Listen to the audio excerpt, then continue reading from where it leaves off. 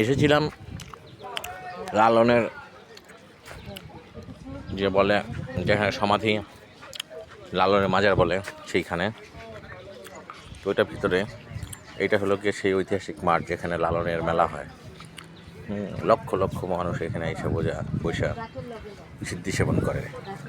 এখানে একটা আস্তে আস্তে একটা জিনিস দেখলাম, এটা একটা বিশাল বড় গাছ, আর এই গাছের মধ্যে লুকিয়ে আছে একটা আশ্চর্য জিনিস।